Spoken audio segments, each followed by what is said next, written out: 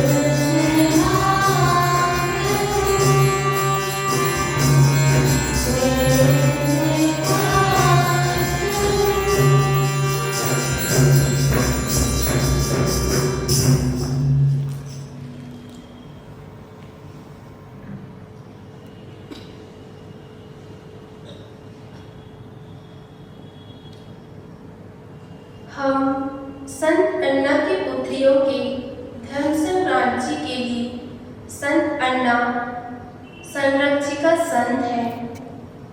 हम प्रतिदिन की अपेक्षा जुलाई के महीने की शुरुआत से ही संत अन्ना के प्रति विशेष भक्ति व आदर व्यक्त करती हैं।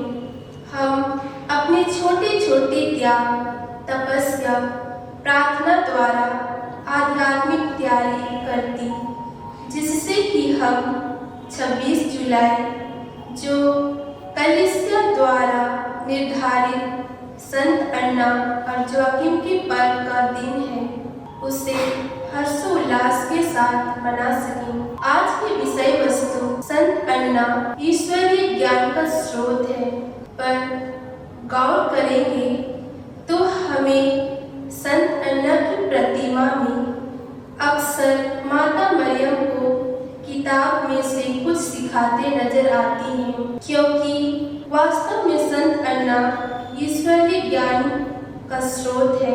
वह अज्ञानता से ज्ञान, माया से मुक्ति और अंधकार से प्रकाश की ओर ले जाती है। उन्होंने मरियम को ईश की माता बनने के लिए तैयार किया। मरियम ईश्वरीय प्रेम में पली और बढ़ी और संसार के मुक्तिदाता की जननी बनी। संत अन्ना न केवल धन्य कुंवारी मरियम की माता थी, बल्कि एक आध्यात्मिक शिक्षिका भी। वह प्रेम, धैर्य और विश्वास की जीती जागती मिसाल है। उनका जीवन हमें सिखाता है कि ईश्वरीय ज्ञान केवल पुस्तकों में या उपदेशों से नहीं, बल्कि अपने दैनिक जीवन में ईश्वर पर श्रद्धा, भरोसा, सेवा के माध्यम से भी प्राप्त होता है।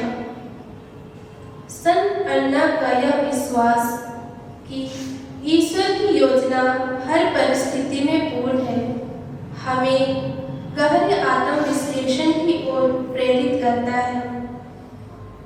उन्होंने मरियम को एक धार्मिक, आध्यात्मिक और आज्ञाकारी जीवन जीने की शिक्षा दी, जो आगे चलकर पूरी मानव जाति के उद्धार का माध्यम बनी। आज हमें संत अन्ना से जो प्रेरणा मिलती है, उसको आत्मसात करने की आवश्यकता है। पहला, धैर्य और प्रतीक्षा में ज्ञान। संत अन्ना ने वर्षों तक संतान की प्रतीक्षा की। यह प्रतीक्षा उनके विश्वास और प्रार्थना में गहराई लाई। दूसरा, परिवार में ईश्वरीय शिक्षा। उन्होंने मरियम को गहरे धार्मिक संस्कार दिए, जिससे एक माँ का शिक्षा रूप साकार होता है। तीसरा, ईश्वर के प्रति संपूर्ण समर्पण। संत अन्ना ने अपनी इच्छा को ईश्वर की इच्छा में समर्पित कर दिया। यही एक सच्चे ज्ञान का आधार है। आज के समय में जब दुनिया बाहरी ज्ञान की होड़ में लगी है, संत अन्ना हमें आंतरिक ईश्वरीय ज्ञान की ओर लौटने का निमंत्रण देती है। एक ऐसा ज्ञान जो शांति, त्याग और सेवा की ओर ले जाता है। आइए हम भी उनके समान अपने परिवार, समाज और जीवन में इस ज्ञान का दीप जलाएं।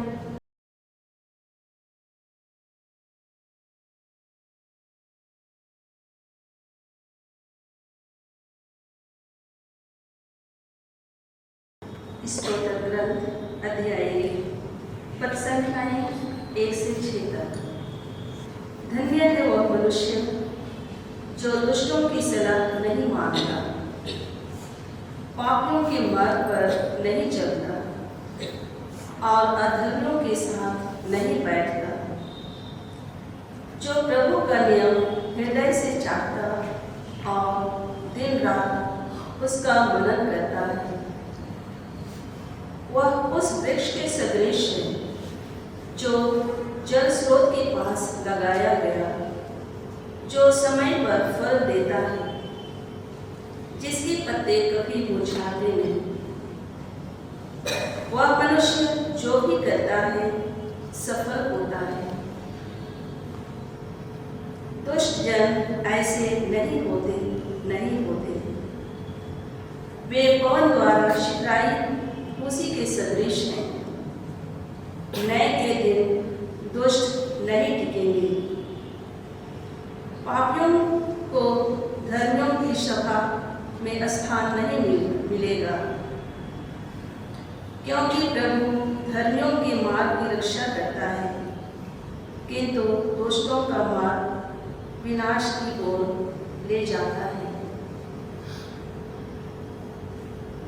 यह प्रभु की वाणी है।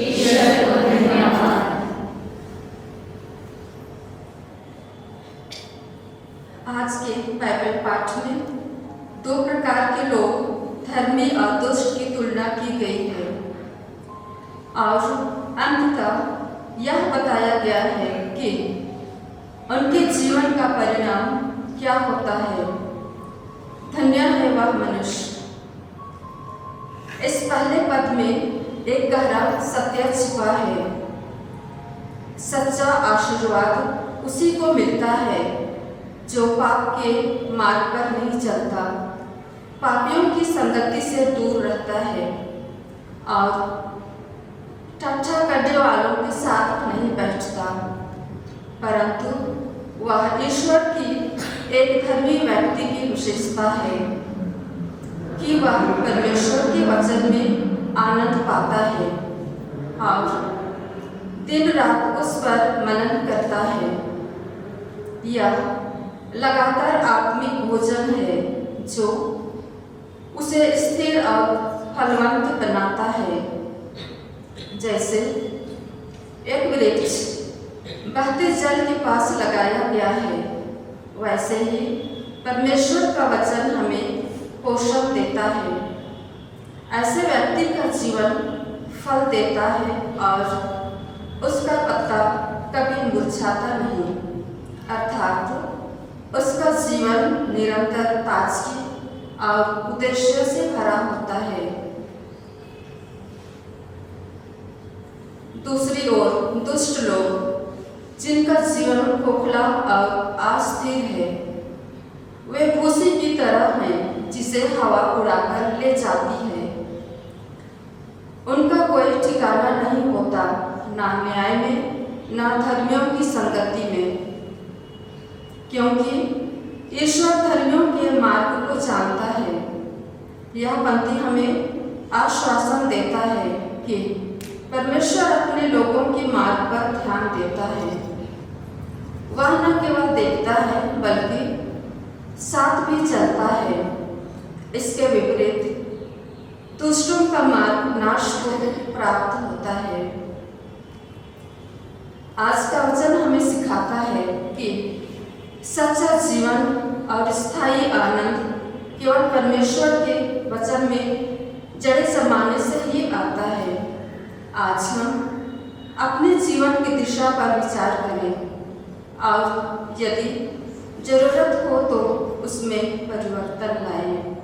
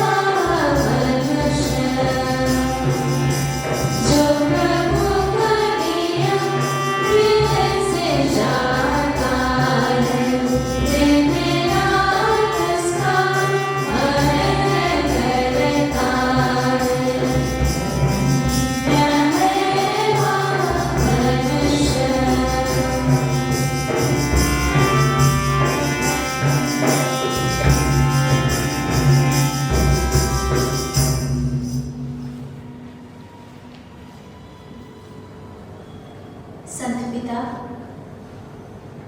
सभी धर्माध्यक्षकों, याजकों एवं धर्म संघों के लिए प्रार्थना।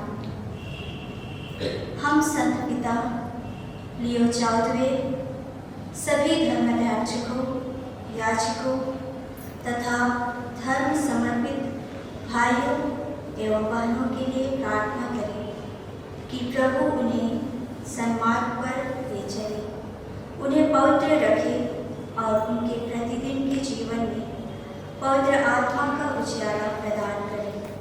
हम निवेदन करें, देवता हमारी प्रार्थना सुन। परिवार की शांति और एकता के लिए प्रार्थना। हम संत अन्ना की मध्यस्थता द्वारा परिवार में शांति और एकता के लिए प्रार्थना करें कि हमारे परिवार में प्रेम, समझदारी और एकता बनाए रखें। हम निवेदन करें, देवता हमारी प्रार्थना सुन। देश और समाज की भलाई के लिए प्रार्थना। प्रभु हमारे देश को शांति, समृद्धि और न्याय प्रदान करें। सभी नागरिकों में भाईचारा और सहयोग की भावना जागृत करें। हम प्रार्थना करें, देवता हमारी प्रार्थना सुन। विद्यार्थियों की शिक्षा, सभी बच्चों के भविष्य के लिए प्रार्थना। प्रभु सभी विद्यार्थियों व बच्चों को बुद्धि, विवेक और अच्छा मार्गदर्शन दें ताकि वे उज्जवल भविष्य की ओर अग्रसर हों। हम प्रभु से याचना करें, हे पिता हमारी प्रार्थना सुन। प्रभु के निकट रहने एवं हमारे आध्यात्मिक विकास के लिए प्रार्थना। हम माँ अन्ना की मध्यस्थता द्वारा प्रार्थना करें कि हमें आध्यात्मिक रूप से विकसित करें और प्रभु की इच्छा को समझने व उस पर चलने की शक्ति दे। हम निवेदन करें, हे पिता हमारी प्रार्थना सुन। हे पिता हमारे जो स्वर्ग में है, तेरा नाम पवित्र जावे, तेरा राज्य आवे, तेरी इच्छा जैसे स्वर्ग में है वैसे इस पृथ्वी पर भी पूरी हो। हमारा प्रतिदिन का आहार आज हमें दे और हमारे अपराध में क्षमा कर जैसे हम भी अपने अपराधियों को क्षमा करते हैं, और हमें परीक्षा में ना डाल पर बुराई से बचा। आमीन। आइए हम प्रभु से आशीर्वाद ग्रहण करने के लिए गुठनी टेकें।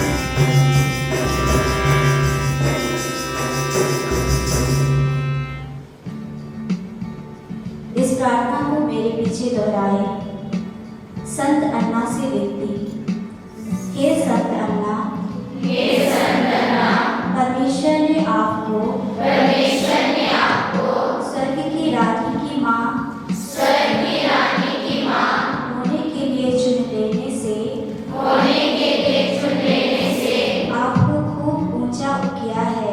आपको खूब ऊंचा किया है। परमेश्वर की कृपा परमेश्वर की कृपा सद्व्यवहार करके आप सद्व्यवहार करके आप सब कुछ में उसी की इच्छा अनुसार चले। सब कुछ में उसी की इच्छा अनुसार चले। इसलिए उसने आपको इसलिए उसने आपको बड़े काम के लिए नियुक्त किया। बड़े काम के लिए नियुक्त किया। आपके जिम्मे में आपके जिम्मे में उस कुंवारी को रखा उस कुंवारी को रखा जो स्वर्गीय राजा की बेटी है, जो स्वर्गीय राजा की बेटी है, पुत्र परमेश्वर की माँ पुत्र परमेश्वर की माँ और पवित्र आत्मा की दुल्हन। और पवित्र आत्मा की दुल्हन। हम कैसे आपकी यथोचित पढ़ाई कर सकेंगे हम कैसे आपकी यथोचित पढ़ाई कर सकेंगे जबकि परमेश्वर ने जबकि परमेश्वर ने आपको ऐसी बड़ी महिमा के योग्य समझा आपको ऐसी बड़ी महिमा की योग्य समझा और संत मरिया आप ही के अधिकार में रही। आप ही के अधिकार में रही। हे संत अन्ना हमें आपके समान सब काम करने को सिखलाइए सब काम करने को सिखलाइए कि हम भी अपना हर एक काम विश्वास और प्रेम से करें ताकि वह परमेश्वर के सामने चढ़ाने के योग्य होवे। हे निष्कलंक मरिया की माँ हमारी सहायता कर दीजिए कि हमारे सब काम संत मरिया और उसके प्यारे बेटे के निकट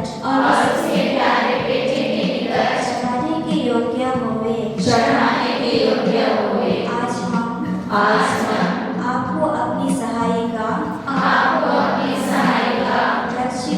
रक्षिका और प्यारी माँ ठहराती हैं।